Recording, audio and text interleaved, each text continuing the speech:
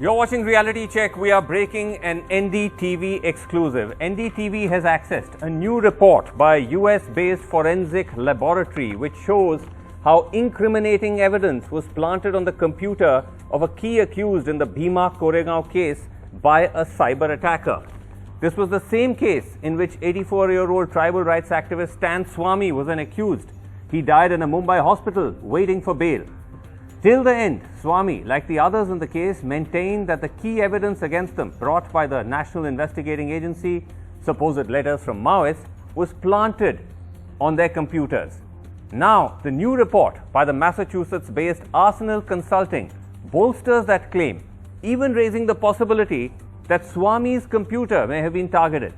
Arsenal had put out two reports earlier this year which had found that a cyber attacker had infiltrated the computer of Rona Wilson, one of the Bhima Koregaon accused, 2 years before his arrest, and had planted at least over 30 incriminating documents on Wilson's device. The third Arsenal report, accessed by NDTV, analyzes the hard drive of another accused in the case, Surendra Gadling, showing an even deeper level of infiltration and surveillance, not just of Gadling's computer, but possibly of other accused in the Bhima Koregaon case as well. According to Arsenal, this is one of the most serious cases involving evidence tampering that they've ever encountered. Gadling, 53, is a human rights and Dalit rights activist based in Nagpur. He was arrested in 2018 and has been in jail ever since. The Arsenal report raises serious doubts over the NIA's version, which relied heavily on these so-called Maoist plot letters. Letters in which, according to the NIA, activists allegedly discussed past and future Maoist attacks on Indian soil, including on the Prime Minister, charges for which these activists have spent up to over 3 years in jail, drawing widespread criticism that the charges were baseless, used to settle scores with the government's critics. Arsenal received and analyzed the hard drives at the request of the defense team of the accused, who in turn received it from the investigating agencies. This is what Arsenal has found in the case of Gadling in their latest report. Arsenal found that Gadling's computer had been compromised by emailing him malware. The malware was sent on 3 different instances during February 2016. Malware, as we know, is a malicious software that attacks your computer. The malware was packaged as attachments to emails from Gadling's acquaintances like Arun Ferreira, Harshad Lingayat and Prashant Rahi. These are screenshots that you're going to see on your screen from the report with examples of what those compromised emails look like. Stan Swamy and Sudha Bharadwaj are also CC'd in one of those tainted emails, raising questions over whether their computers too had been compromised by the attacker.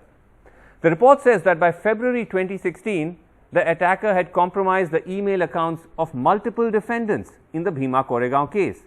The attacker also used email spoofing services, the report said, possibly to pretend to be Gadling's acquaintances. Gadling's defense asked Arsenal to focus on 14 important documents reportedly found on Gadling's computers. The 14 documents were delivered to a hidden folder by the attacker, Arsenal says. Arsenal says they found no evidence to suggest that the 14 documents were ever opened on Gadling's computer.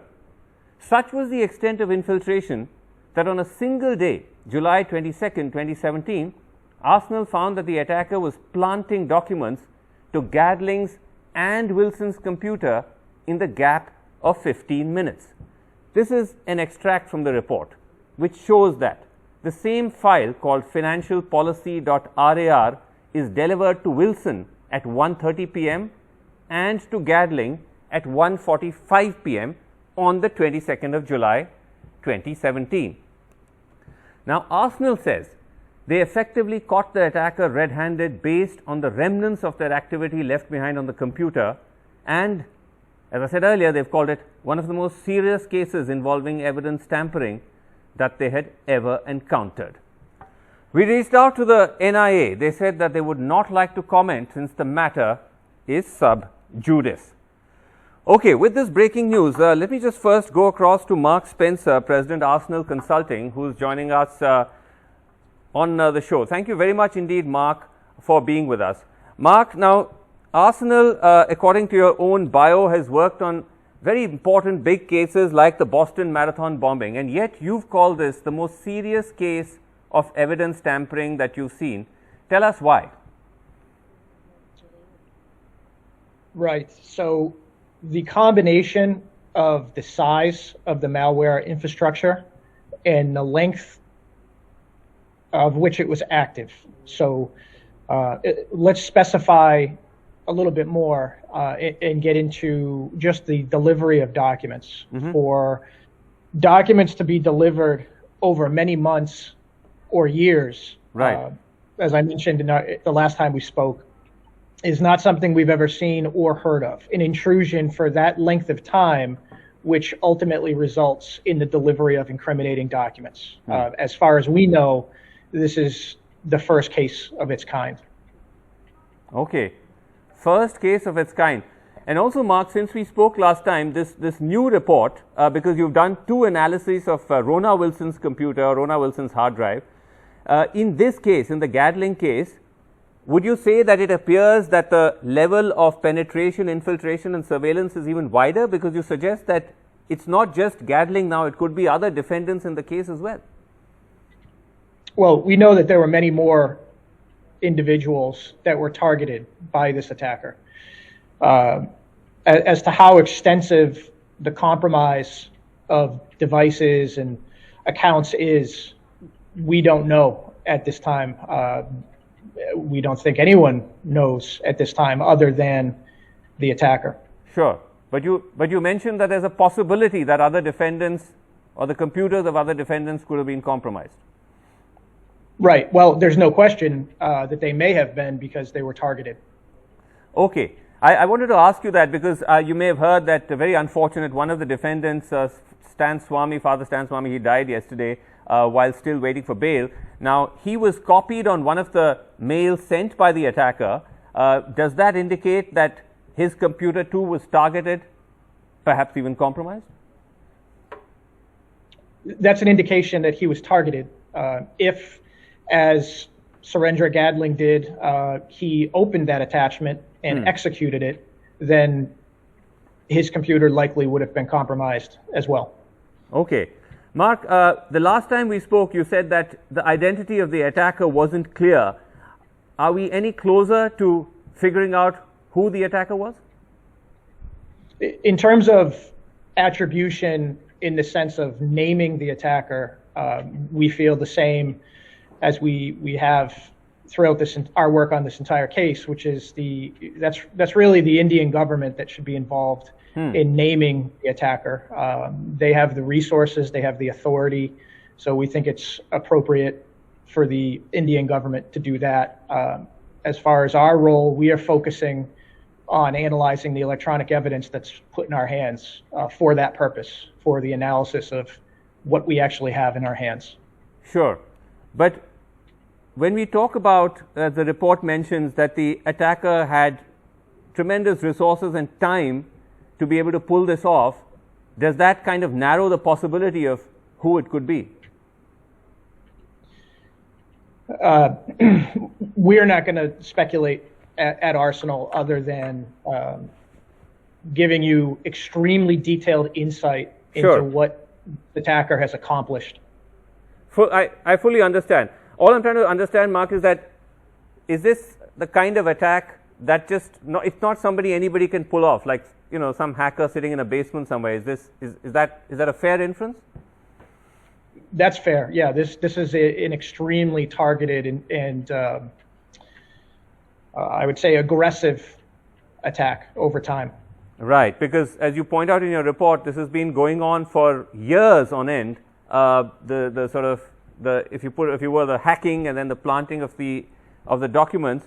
But Mark, is it just fair to say that, just to kind of sum up your broad big picture finding based on the earlier and this report, that essentially these supposedly incriminating documents were not actually opened by the defendants, that these were planted or deposited on their computer by this attacker?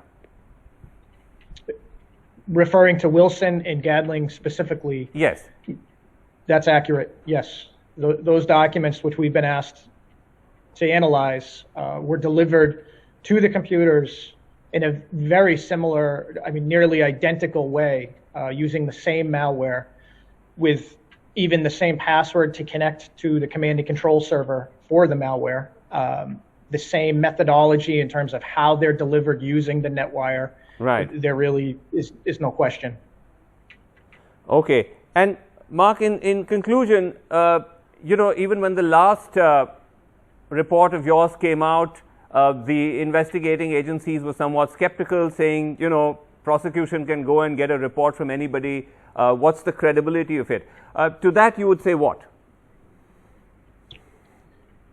I feel that we have one of the best digital forensics teams on this planet, not only in terms of our capabilities in terms of analysis, but also in terms of software development when it's necessary to support our analysis.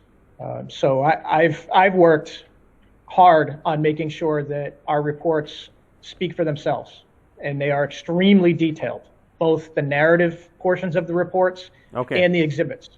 I don't want anyone to take our word for it if they just hear something I say or see commentary about our reports. I'd like people to actually see the reports and the exhibits.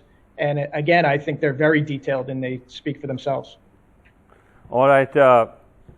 Mark Spencer, appreciate your getting on the show with us. Thanks very much indeed. Thank you.